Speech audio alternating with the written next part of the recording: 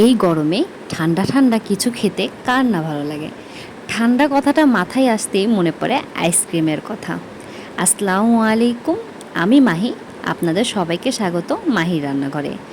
আজকে আমি খুব সিম্পলভাবে আপনাদের সময় বাসায় থাকে এমন কিছু জিনিস দিয়ে ঝটপট আইসক্রিম তৈরি করা শেখাবো। চলুন তাহলে আমরা আইসক্রিম তৈরি করি। এখানে একটা পাত্র নিয়ে নিয়েছি, সেখানে আমি 4 কাপের মতো দুধ নিয়ে নিয়েছি। আপনারা আপনাদের পরিমাণ মতো নিয়ে নেবেন। এই 4 কাপ দুধ আমি অনবরত নেড়ে নেব। এর ফাঁকে আমি কিছু বাদাম নিয়ে নিয়েছি। এখানে নিয়ে নিয়েছি কাঠবাদাম, চীনাবাদাম আর কাজু বাদাম। আর দেখতে পাচ্ছেন গুঁড়া দুধ। আর এখানে 2 চামচের মতো নিয়ে নিয়েছি কর্নফ্লাওয়ার। এটা আমি পানি দিয়ে গুলে নেব। আর এই বাদামগুলো আমি ভেজে নেব। এর ফাঁকে ফাঁকে আমি দুধটা ভালোভাবে নেড়ে দিব যাতে উতলায় না পড়ে যায়। পলক চলে আসার পরে অনবরত নাড়বেন যেন পড়ে না যায়। এই জিনিসটা একটু খেয়াল রাখতে হবে। এর ফাঁকে এখন আমি বাদামগুলো একটু ভেজে নেব।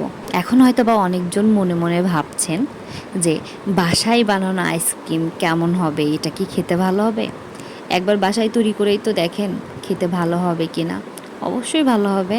ভালো না হওয়ার মতো তো কিছু ইউজ করছেন না, যা যা ব্যবহার করছেন সবই তো খাওয়ার মতো। আর এই বাদামগুলো দিলে আইসক্রিমের টেস্টটা অনেক বেশি বেড়ে যায়।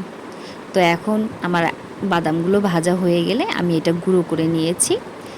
এই তো দেখতে পাচ্ছেন দুধও প্রায় অনেকটা কমে এসেছে। তখন আমি এখানে কিছু গুঁড়ো দুধ দিয়ে দিলাম। আর দিয়ে দিব হাফ কাপ চিনি। চিনিটা আপনারা আপনাদের পরিমাণ মতো দেবেন। আমার বেবি যেহেতু খাবে সেহেতু আমি মিষ্টিটা কম দেওয়ার চেষ্টা করেছি। আর যেহেতু আমি এটা ভ্যানিলা আইসক্রিম বানানোর চেষ্টা করছি, তাই ভ্যানিলা এসেন্সটা দিয়েছি।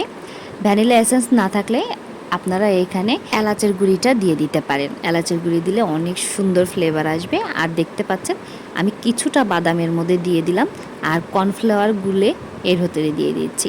কর্নফ্লাওয়ার দেওয়ার পরে দেখবেন দুধ অনেক ঘন হয়ে আসছে।